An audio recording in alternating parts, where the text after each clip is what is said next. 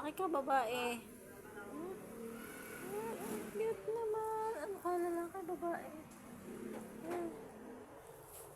Lalaki pala. Ang pogi.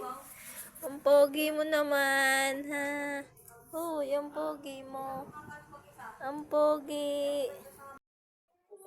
Hindi, noon, may hindi mo malaking aso, ah. Oh, dyan, sa dulo yung wala na, umalis na wala na, nasa balagbag na natin na yung dako ko yun. Takot aray. Bakit taga-balagbag ba yun?